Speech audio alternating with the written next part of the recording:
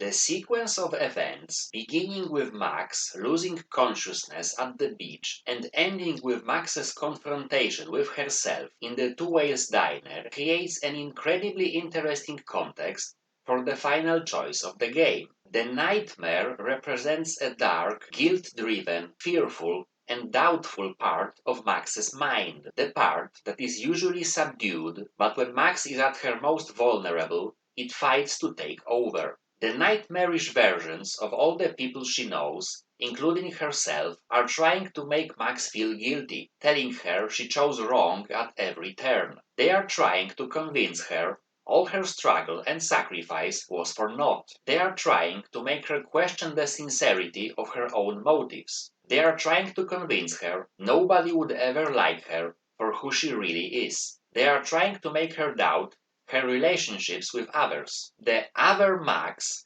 is the worst version of Max Caulfield, someone utterly enslaved by their guilt, fear, and doubt, someone ruled by anger and resentment, someone who second guesses every good thing that comes her way, someone who suspects everyone around her of using her because there is no way anyone would want to be with her for who she genuinely is. Someone who thinks she's not good enough, a loser, that everything she does is pointless. One aspect of the nightmare which comes to the forefront is that it is in its entirety designed to guilt trip and bully Max into sacrificing Chloe. The nightmare version of Kate scorns Max for using her power to save her in an effort to convince Max that sitting idly by when a friend is being murdered is the right thing to do.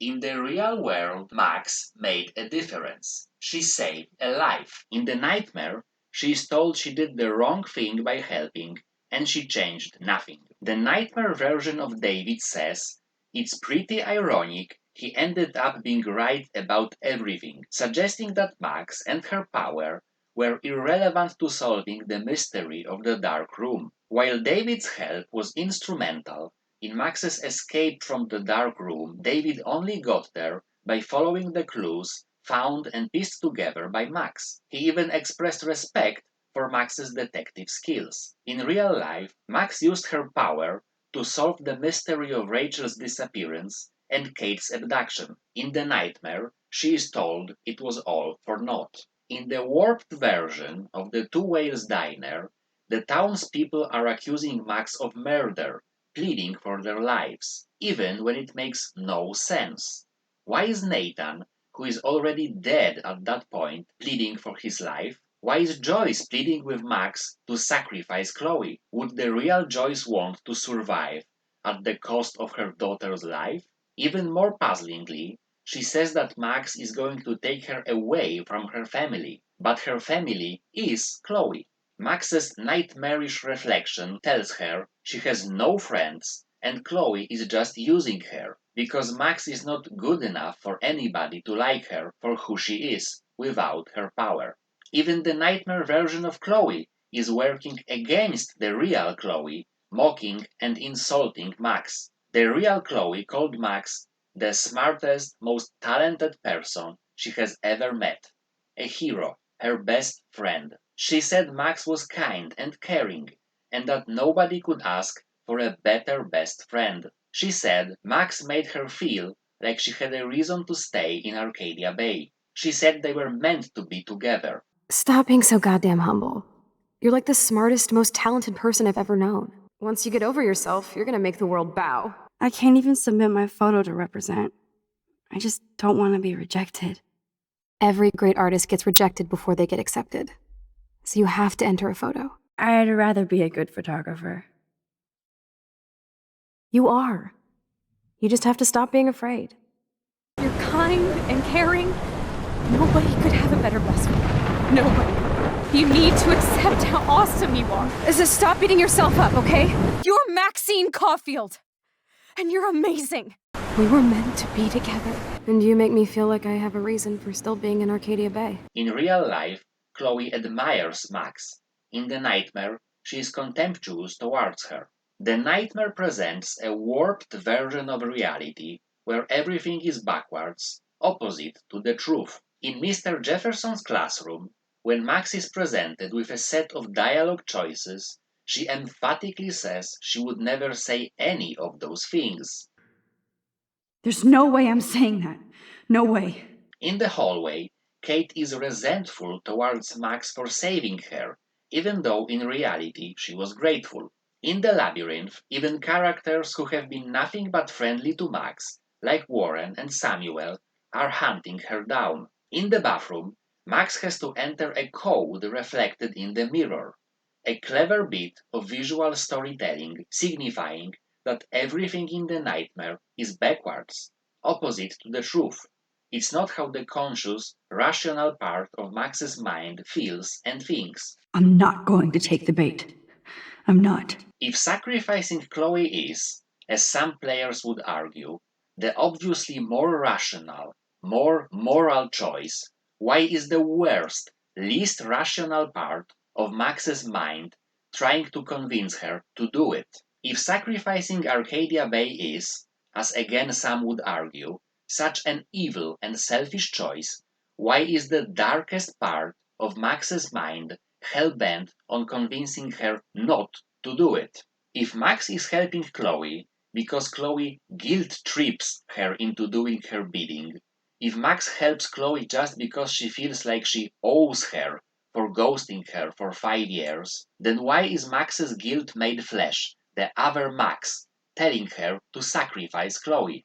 Life is Strange Season 1 is not the story of Arcadia Bay. It is the story of Max Caulfield, her choices, her emotions, her relationships, her quest to find her strength, confidence, and courage. The story of a girl who in 5 days went from being afraid to submit a photograph for a silly school contest to driving a stolen car in the middle of a hurricane. A girl who wouldn't go into her dorm because her 3 mean classmates were sitting on the steps, but after 5 days she was able to tell a serial killer while strapped to a chair in his torture chamber to eat shit and die. The nightmare represents a pivotal moment in Max's quest. She comes face to face with the sum of her guilt, fears, and doubts. Her newly found confidence is hanging in the balance.